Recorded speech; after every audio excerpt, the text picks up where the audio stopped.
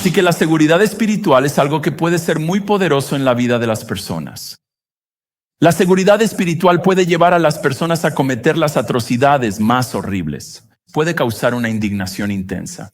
La seguridad espiritual puede dividir familias y amistades e incluso provocar odio. Bueno, si ese es el caso, ¿qué es entonces la seguridad espiritual? La seguridad espiritual es lo que las personas se dicen a sí mismas para sentirse seguras y protegidas, para creer que cuando mueran, su vida después de la muerte será una experiencia positiva. La seguridad espiritual es lo que lleva a los terroristas suicidas a inmolarse.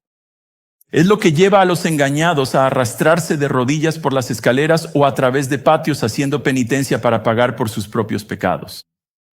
La seguridad espiritual es lo que está en el corazón del rechazo de Jesús por parte de muchas personas. No necesito eso porque soy una buena persona. Ven su bondad inherente y la existencia de buenas obras en sus vidas. Eso es lo que les da seguridad espiritual. No necesito a Jesús. Soy parte de una iglesia. Así que su seguridad espiritual está en ir a la iglesia o pertenecer a una iglesia o haber crecido en la iglesia y en lo que hicieron mientras estaban en la iglesia. No necesito eso. Me bauticé. Fui confirmado. Recé la oración del pecador para aceptar a Cristo. Aquí, la seguridad espiritual está en una especie de ritual que realizaron, haya habido o no un cambio real y duradero. O no necesito a Jesús. Quiero decir, soy estadounidense y somos una nación cristiana. Así que ya soy cristiano. Aquí la seguridad espiritual está ligada a una identidad nacional. O no necesito a Jesús. Ya lo tengo porque mi padre era misionero. Así que aquí está ligada a la línea familiar de uno. Vengo de una larga línea de pastores, predicadores, evangelistas y misioneros. Así que Dios y yo estamos bien. Son estas dos últimas fuentes de seguridad espiritual las que se destacan particularmente en Juan 8. En nuestro texto de hoy, Jesús con claridad y compasión, pero también con convicción, desenmascarará al creyente incrédulo. Él expondrá a los creyentes incrédulos por lo que realmente son, no por lo que esperan ser. Los llamo creyentes incrédulos porque miren los versículos 30 y 31. Ambos versículos dicen sobre el grupo de personas con el que Jesús está hablando, que ellos creen en Jesús. Pero nuestro texto muestra que en realidad no creen en Jesús. Casi creen, en cierto modo creen, piensan que creen, pero Jesús les ayuda a ver que en realidad no creen. Son creyentes incrédulos. La semana pasada vimos a Jesús advertirles que son esclavos del pecado y que necesitan ser liberados. Hoy lo que hace es desenmascararlos. Les quita la máscara de creyentes y muestra que todo en lo que confían, toda su seguridad espiritual es tan sólida como el humo. Él muestra que existe una falsa seguridad espiritual y una verdadera seguridad espiritual. Y cuando alguien le roba a otro su falsa seguridad espiritual, el resultado a menudo puede ser el versículo 37 y el versículo 40. La gente odia eso e incluso quiere matar al mensajero porque detestan que les quiten su seguridad espiritual. Este conflicto en el que estamos justo en medio, en Juan capítulo 8, es un evento histórico. De hecho, esto sucedió hace 2000 años en la ciudad de Jerusalén, en el patio del templo, en el monte del templo. Quizás cientos, tal vez miles de personas escuchaban y observaban esto durante la fiesta de los tabernáculos. En el versículo 37, Jesús vuelve a algo que estas personas religiosas dijeron en el versículo 33 sobre ser descendientes de Abraham. Y a esto él responde: sé que son descendientes de Abraham, pero buscan matarme porque mi palabra no haya cabida en ustedes. Jesús reconoce que son descendientes físicos de Abraham y luego es como, ¿y qué? ¿Y qué? ¿Por qué? Porque quieren matarlo. El privilegio que tenían no significaba que su salvación estuviera asegurada, como lo evidenciaban sus vidas y en particular su reacción ante su palabra. En el versículo 31 Jesús dice que un verdadero discípulo, un cristiano genuino, permanecerá en su palabra. Se mantendrán comprometidos con él al mantenerse comprometidos con su palabra. Estos hombres de quienes los versículos 30 y 31 dicen que creen en él, no se comprometen con su palabra ni un minuto. Él dice que no tienen lugar en ustedes. En cambio, quieren que muera porque no quieren tener nada que ver con sus palabras. Sus palabras simplemente rebotan en sus corazones como si fueran de piedra. Y eso no está bien por el lugar de donde provienen sus palabras. Versículo 38. Yo hablo de lo que he visto con mi Padre. Lo que les estoy diciendo lo recibí de Él. Ustedes hacen lo que han oído de su Padre. Al contrastar a su Padre con el de ellos, lo que ellos hacen al rechazar sus enseñanzas y querer que muera, eso muestra quién es su Padre. Y lo que Él hace por ellos, darles la palabra de Dios, darles revelación celestial, eso muestra quién es su Padre. Así que Jesús revelará quién es su Padre en el versículo 44. Todavía no lo hace en el versículo 38. Él les dice, ustedes son hijos de su padre, el diablo. Pero hasta entonces está resaltando el contraste entre ellos y Él, y particularmente cómo la seguridad espiritual que creen tener con Dios, en realidad no la tienen en absoluto. Así pues, versículo 39, le respondieron, Abraham es nuestro padre, somos hijos de Abraham, estamos seguros espiritualmente. Jesús responde, versículo 39, si fueran hijos de Abraham, harían las obras que Abraham hizo. Ser hijo de alguien, ser vástago de alguien, es una expresión idiomática hebrea que significa adoptar las características, las actitudes y las acciones de esa persona. Así que si eres hijo de Abraham, presta atención y actúa. Lo que hizo Abraham. Bueno, ¿qué hizo Abraham? Bueno, algunas cosas. Fíjese en el versículo 56. Allí dice que Abraham, hablando Jesús con ellos, dijo, Abraham se regocijó al ver mi día. Se regocijó en la promesa del Mesías. Se regocijó en Jesús mismo. ¿Se están haciendo eso? No. En segundo lugar, a lo largo de la vida de Abraham, cuando Dios hablaba, Abraham creía. Génesis 15, él tiene 100 años, su esposa 90. Dios dice, tendrás un hijo. Y dice que Abraham le creyó a Dios. Aunque parecía increíble, aunque parecía imposible, él le creyó a Dios porque Dios lo dijo. Y luego cuando Jesús, antes de la Navidad, apareció, cuando el Jesús preencarnado llegó en la escena en Génesis 18 y se encuentra con Abraham, y Abraham lo encuentra a él, la respuesta de Abraham fue recibirlo, ser amable con él, hablar con él, incluso creerle y hasta obedecerle. Abraham, en otras palabras, actuó de manera exactamente opuesta a como lo hicieron estos hombres. Cuando se trata de Jesús, esto prueba que pueden ser hijos físicos de Abraham, pero no sus hijos espirituales. Están perdidos y muertos en sus pecados, aunque piensen que tienen una seguridad espiritual que garantiza. No, en realidad estamos bien con Dios y Dios está bien con nosotros, cuando en realidad no es así. Por eso, en el versículo 40, ellos responden a Jesús de la manera en que lo hicieron. Pero ahora ustedes buscan matarme, a mí, un hombre que les ha dicho la verdad que escuché de Dios. Cuando Abraham escuchó la verdad de Dios, creyó y obedeció. Ellos escuchan la verdad de Dios de la boca del propio Dios. Y están tan vehementemente en contra que no solo la rechazan, sino que quieren matar al mensajero por decirla. Por eso Jesús concluye en el versículo 41, ustedes están haciendo las obras que hizo su Padre. Piensen en eso. Están rechazando mi palabra. Están rechazando la palabra de Dios. Están rebelándose contra Dios. Quieren matar al Mesías de Dios.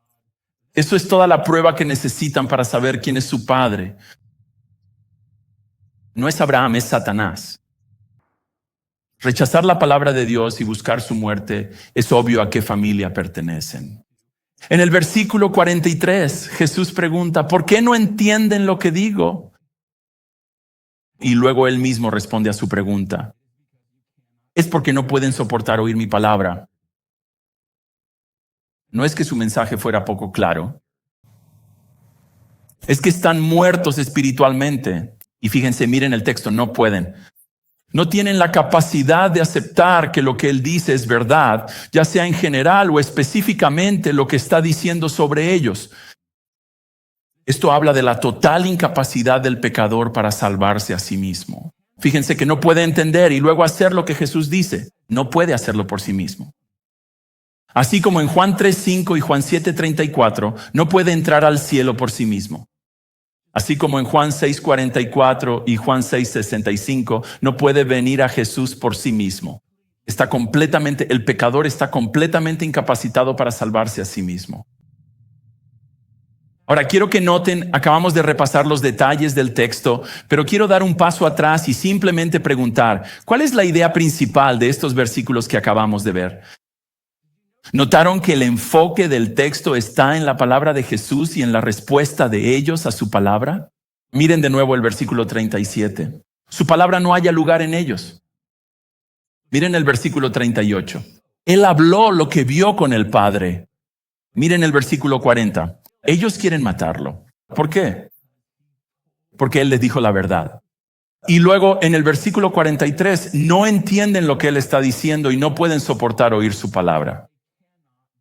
Todo esto es la razón por la que su ascendencia y su afiliación religiosa no significan nada.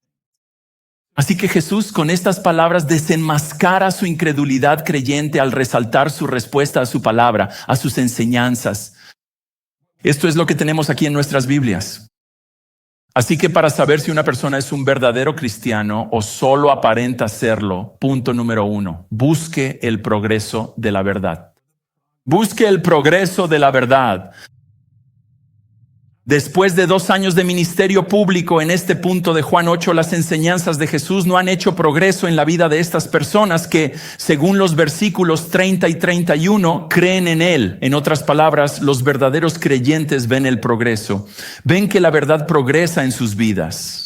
La verdad progresa de manera positiva hacia una mayor aceptación de la verdad y una mayor obediencia a la verdad.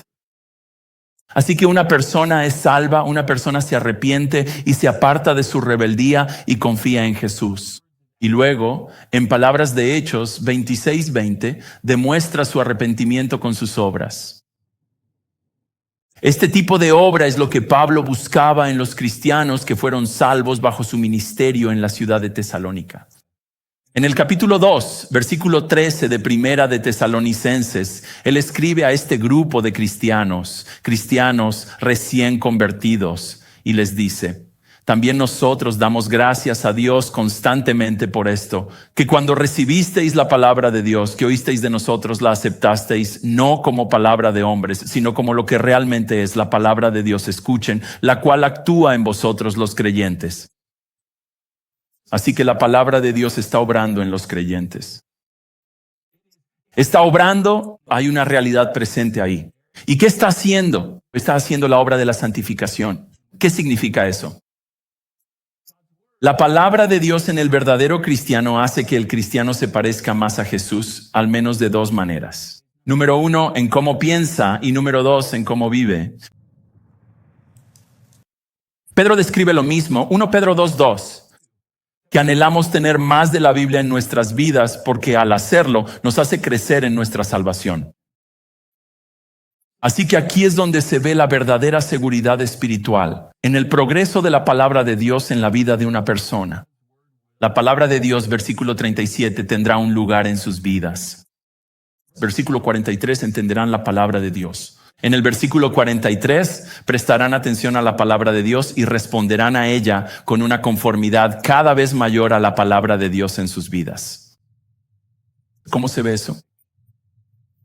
Se ve como un proceso continuo de rechazar ideas y rechazar comportamientos que contradicen la palabra de Dios. Y al mismo tiempo se ve como el proceso continuo de abrazar ideas y actividades que están en línea con la palabra de Dios. Así que creer en un creyente, un falso creyente, tendrá muchos sí, pero cuando se trata de la palabra de Dios.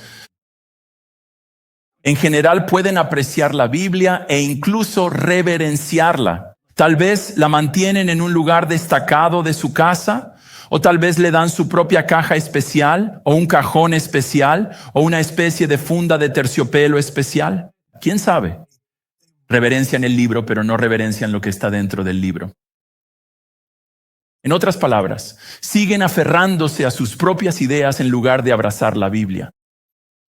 Siguen creyendo que saben más y viven como quieren en vez de como Dios quiere según su palabra. Son los necios, los sabelotodo, los recuerdas, los que siempre discutían con el maestro. No levantes la mano si eras tú, ¿de acuerdo? Solo que esta vez, en lugar de discutir con el maestro, están discutiendo con el Dios del universo, que resulta ser omnisciente. Por eso son necios. ¿Ves progreso de la verdad en tu vida? ¿Ves que la verdad va tomando cada vez más control de tu vida, cambiando tu manera de pensar, cambiando tu comportamiento? Si es así, esa es la palabra de Dios avanzando en tu vida, como Jesús muestra aquí. Por el contrario, esto debería darte seguridad espiritual como verdadero cristiano. Si no ves eso, si tienes mucho sí, pero porque crees que sabes más, o porque si eres honesto como la gente en Juan 8, no te gusta lo que sabes que dice la Biblia,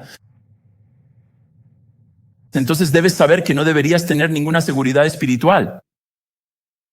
Tu resistencia a la palabra de Dios, el hecho de que la palabra de Dios no avance en tu manera de pensar y de vivir, en realidad te desenmascara. Como un creyente incrédulo. Bueno, todo esto puedes imaginarte que la máscara de su odio hacia Jesús se cae por completo en el versículo 41. Así que en respuesta a lo que Jesús ha estado diciendo hasta ahora, arremeten contra él. Nosotros no nacimos de inmoralidad sexual. Tenemos un solo Padre, incluso Dios. La palabra nosotros está enfatizada en el texto, lo que creo que significa nosotros en contraste contigo. Nosotros no nacimos de inmoralidad sexual como tú. ¿Quién crees que eres para hablarnos sobre quién es nuestro Padre? La palabra uno también está enfatizada en el texto. Así que tenemos un solo Padre, incluso Dios. ¿Cuántos tienes tú? Nosotros sí sabemos quién es nuestro Padre, es Dios. ¿Tú siquiera sabes quién es tu Padre? Tu madre estaba embarazada antes de casarse. Tienes al menos 2 padres, así que, ¿quién es tu papá? Cuestionan la legitimidad de su nacimiento, algo que algunos todavía hacen hasta el día de hoy porque algunos rabinos antiguos inventaron mentiras sobre Jesús y las pusieron en sus escritos. ¿Cómo puede ser Dios tu padre si ni siquiera sabes quién es tu padre humano? Eres ilegítimo, eres un bastardo. Naciste fuera del matrimonio. Esto es lo clásico. Cuando se pierde una discusión, se ataca a la persona, lo cual solo demuestra su odio y muestra por qué Jesús dice lo que dice en el siguiente versículo. Jesús les dijo, si Dios fuera vuestro Padre, me amaríais. Porque yo he venido de Dios y estoy aquí. No vine por mi propia cuenta, sino que Él me envió. Vine de Dios y estoy aquí por su voluntad y porque Él me envió. Esto no es solo una afirmación de una misión divina, sino que es una afirmación de existir antes de haber nacido. Esto es una afirmación de deidad. Él dice, si Dios fuera vuestro Padre, reconoceríais mi parecido familiar. Si Dios fuera vuestro Padre, reconocerían que soy su hijo y que somos de la misma familia. Pero como me odian, eso prueba que no lo somos. Lo que significa que no solo no son hijos de Abraham, sino que tampoco son hijos de Dios. Su respuesta es evidencia de que su padre en realidad es Satanás. Jesús está diciendo que aquellos que afirman tener a Dios pero rechazan al que vino de Dios no pueden ser hijos de Dios. Y por lo tanto no tienen ninguna seguridad espiritual. Así que con estas palabras Jesús está mostrando de nuevo a estas personas que según los versículos 30 y 31 creen en Él. Él les está mostrando que ellos no ¿qué? Ellos realmente no creen en Él. Si creyeran en Él, tendrían amor por Él, pero no tienen ningún amor por Él. Y como no tienen amor por Él, ¿qué dice el texto? Dios no es su Padre. Dios no es su Padre, sino que lo es Satanás. Aquí Jesús, de manera misericordiosa, pero con profunda convicción, desenmascara su incredulidad creyente al resaltar primero su respuesta a su palabra y luego, en segundo lugar, su falta de amor por Él. Para saber si es un verdadero cristiano o aparenta serlo, punto 2, reconoce el amor por el Salvador. Reconoce el amor por el Salvador. Verás, en el alma del verdadero cristiano, en el creyente genuino, hay un afecto por Jesús, un aprecio por Él, un ponerlo en un pedestal, un tenerlo en alta estima. Este tipo de aprecio del alma por Jesús lleva entonces a vivir para Jesús, a una lealtad de por vida hacia Él, a un compromiso con Él que perdura a lo largo de toda la vida de una persona. Así que en Lucas 7, una mujer pecadora se acerca a Jesús mientras él estaba en la casa de un fariseo, y ella, abrumada por su pecado, empapa sus pies con sus lágrimas y vierte ungüento sobre ellos. Y mientras esto sucede, Jesús aprovecha ese momento para enseñar a las personas que estaban allí ese día cómo se ve realmente el amor por Él. Aunque fueron muy respetuosos con Jesús al invitarlo a su casa, el fariseo dueño de la casa realmente no lo amaba, pero esta mujer sí. Él le dice al dueño de la casa, Lucas 7:45, tú no me diste beso.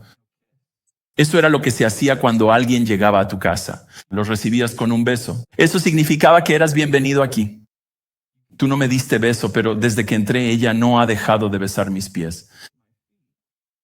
No ungiste mi cabeza con aceite. Esto era algo que hacías para tus invitados. Han estado todo el día afuera bajo un sol abrasador. Les das petróleo barato. Se lo pusieron en la cara. Les resulta refrescante cuando entran y pasan tiempo en tu casa. Él dijo, no me ungiste la cabeza con este aceite barato, pero sí me ungiste los pies con ungüento. Eso es lo caro. Por eso te digo que sus pecados, que son muchos, les son perdonados porque amó mucho. Pero al que se le perdona poco, poco ama. Verás, en el corazón de aquellos que saben que son pecadores, no necesitan que nadie les diga que lo son. Ellos lo saben. En el corazón de quienes saben que son pecadores, hay amor por aquel que salvó su alma. Hay amor por aquel que perdonó todos sus pecados. Sí, puede que vean la necesidad de amar más a Jesús en sus vidas, pero incluso eso demuestra que el amor por Jesús está ahí porque dicen, quiero más de eso. Hay gratitud, un sentido sincero de afecto, un aprecio por Jesús en sus vidas. Pueden decir con sinceridad que realmente aman al Señor Jesucristo. Bueno, no soy una persona emocional. Esto no se debe al tipo de persona que eres. Esto se debe al tipo de Salvador que Él es. Y tienen pruebas tangibles de ese amor por Jesús, no solo en cómo se sienten, sino en cómo viven sus vidas. Viven para Jesús porque aman a Jesús. Por eso Jesús dice, Juan 14:55, si me amas, guardarás mis mandamientos. Reconoces no solo una apreciación por Jesús o incluso una admiración por Jesús, sino que reconoces un afecto por Jesús, un aprecio por Él, un amor por Él. ¿Ves eso en tu alma? Versículo 42, si Dios es tu Padre, amas a Jesús. Si amas a Jesús, Dios es tu Padre. Si no amas a Jesús, Dios no es tu Padre. Si realmente luchas con dudas sobre tu salvación, espero que los puntos 1 y 2 te hayan bendecido, te hayan ayudado. Espero que al ver el progreso de la palabra de Dios a lo largo de tu vida y el amor por Jesús en tu alma, eso te haya dado una prueba real, tangible y concreta de que eres salvo, de que eres un verdadero cristiano, de que no eres un falso creyente. Porque ves, en su abundante bondad, Jesús habló de manera muy clara, para que todos podamos tener claro dónde estamos parados. Muy claro sobre si realmente tenemos seguridad espiritual verdadera o si nuestra seguridad espiritual no es más que polvo. Él ha dejado esto claro en su palabra. Así que espero que hayas visto que no hay seguridad espiritual en tu ascendencia, ni en tus afiliaciones religiosas, ni en tus buenas obras. Nada de eso puede darle a una persona verdadera seguridad cuando da su último suspiro. Bueno, si eso no lo logra, ¿qué sí lo hace? ¿Qué puede darle a una persona la seguridad espiritual que proviene de saber que no es un farsante, sino que es auténtico? ¿Qué es lo que logra eso? El avance de la verdad en tu vida. ¿Y qué más? El amor por Jesús en tu alma. Si tienes ambas cosas, tienes verdadera seguridad espiritual. Esas dos realidades, según Jesús en Juan 8, son la prueba de que eres un verdadero discípulo. No te convierten en un verdadero discípulo, son la prueba de que ya lo eres. Y todo esto nos lleva a la paternidad espiritual de toda la humanidad. Solía ser muy popular hablar de que Dios es el Padre de la humanidad, la paternidad universal de Dios. Todas las personas, sin importar su religión, son hijos de Dios. Todos los caminos religiosos llevan a Dios. Esta idea ha ganado tanto terreno hoy que creo que ya se da por sentada. Quiero decir, si le preguntas a la gente, simplemente a personas al azar, ¿eres hijo de Dios? Apostaría dinero a que la mayoría diría, sí, sí lo soy. Y porque soy hijo de Dios, tengo seguridad espiritual porque soy su hijo. La Biblia sí enseña que Dios es el Padre de la humanidad, pero solo en el sentido de que es nuestro Creador. Por eso Hechos 17:29 llama a toda la humanidad descendencia de Dios. Pero ahí es donde termina la paternidad universal de Dios. Porque en el único sentido que realmente puede darle a una persona seguridad espiritual, Dios solo es Padre de aquellos que creen en Jesús. Vayan al capítulo 1 de Juan. Quiero que vean esto con sus propios ojos. Juan capítulo 1, solo unas páginas a la izquierda. Juan capítulo 1, versículo 12, dice que a todos los que recibieron a Jesús, a los que creyeron en su nombre, Él les dio el derecho de llegar a ser hijos de Dios. ¿Lo ven ahí? Entonces, el derecho de ser hijo de Dios es algo que Jesús, ¿qué? Él se lo da a las personas, lo que significa que ellas no, ¿qué? Ya lo tienen. No lo tienen ya. Si Él tiene que darles el derecho de llegar a ser hijos de Dios, entonces no lo tienen ya por nacimiento, no lo tienen ya por naturaleza, no lo tienen ya por ascendencia. No lo tienen ya. ¿Qué deben hacer? Deben recibirlo de Él. Y eso solo sucede con aquellos que dice el texto, creen en Él. Y por eso Gálatas 3:26 dice, en Cristo Jesús todos ustedes son hijos de Dios. Pero la frase no termina ahí. En Cristo Jesús todos ustedes son hijos de Dios por medio de la fe. Así que para ser hijo de Dios, un hijo de Dios, debes confiar en Jesús. Debes creer en Él. Bueno, entonces la pregunta es, ¿qué pasa con el otro lado? ¿Qué pasa si una persona está fuera de Cristo? ¿Y qué pasa si no creen en Jesús? Si no son hijos de Dios, según la fe cristiana, ¿qué son? Solo hay dos opciones. ¿Son hijos de Dios o hijos de Satanás? Bueno, yo pensaba que los hijos de Satanás eran esos adoradores del diablo realmente locos. Esa es la mentira. La verdad es que todos los que no creen en Jesús ya son hijos de Satanás. Y sé que eso es difícil de escuchar, especialmente para quienes tal vez no sean cristianos o estén dándose cuenta de que casi lo son. Pero eso es lo que Jesús enseñó en nuestro texto, en nuestras vidas, en nuestras actitudes, en lo que aceptamos y en lo que rechazamos. Todo eso es la prueba de quién es nuestro Padre, de quién es nuestro líder espiritual. No tener la verdad avanzando en nuestras vidas, no tener un amor real por Jesús en nuestras almas, eso es prueba de que Satanás es tu padre. Puede que ni siquiera creas en Satanás, pero eso no importa. Jesús sí creía y caracterizó a todas las personas como pertenecientes solo a una de dos familias, la de Dios o la de Satanás. Y luego otras partes del Nuevo Testamento apoyan esta idea. Así que en 2 Corintios 4:4, Satanás es llamado el Dios de este mundo. El Dios con el que este mundo de seres humanos rebeldes está alineado. Él es su Dios. Él es su líder. Y el texto dice que Él ha cegado sus mentes para que no puedan ver la gloria, la maravilla y la majestad de todo lo que es Jesús y todo lo que ha hecho. No lo ven, no lo entienden. ¿Por qué? Porque están cegados por su líder espiritual.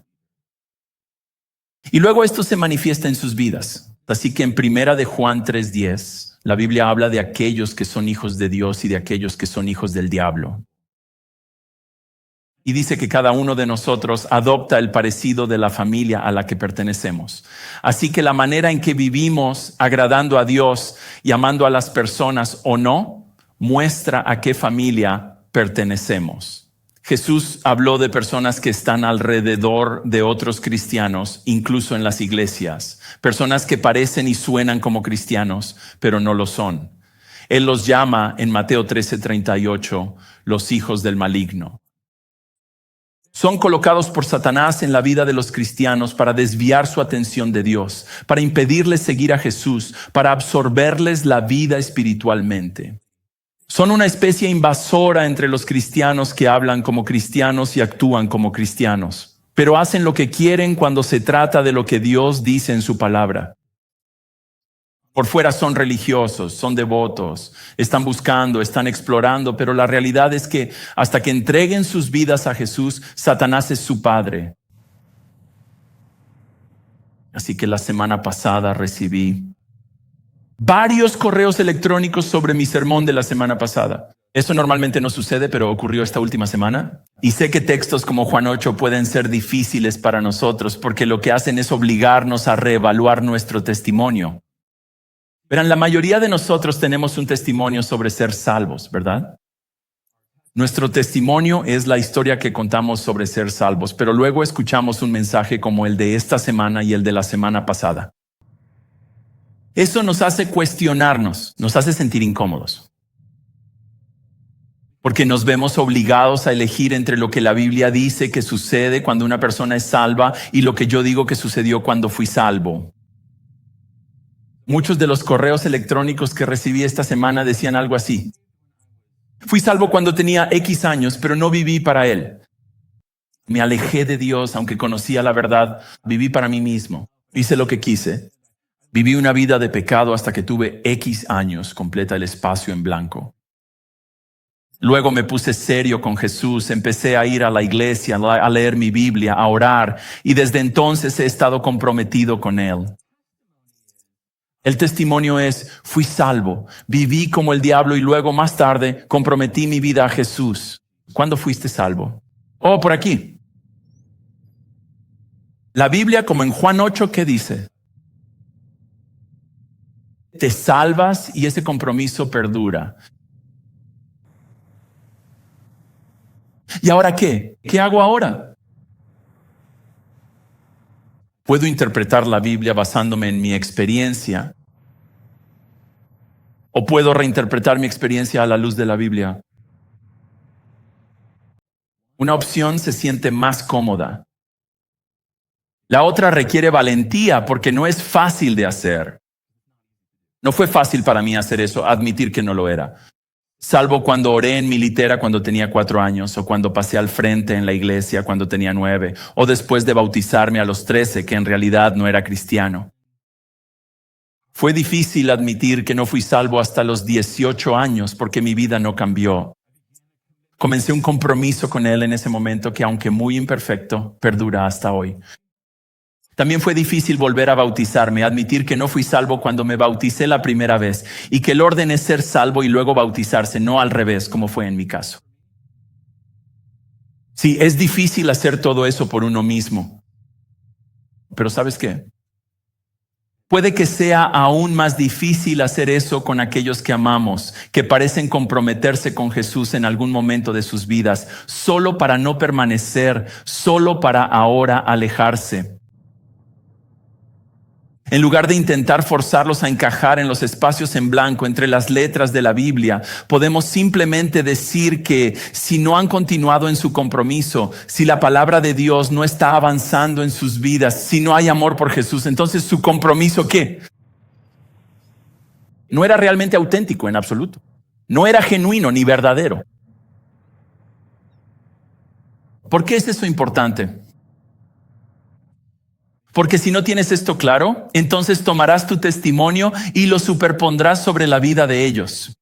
Y dirás, bueno, ¿sabes qué? Yo fui salvo y luego tuve un periodo de rebeldía, pero regresé y ¿sabes qué? Ellos también lo harán. No, eso no es lo que necesitan escuchar de ti.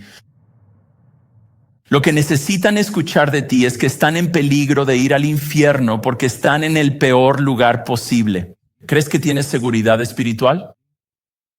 Porque pasaste por algún ritual cuando eras niño o lo que sea. Fuiste a Guana. Hiciste todas esas cosas. Tienes una seguridad espiritual que en realidad no tienes porque realmente no crees en Jesús.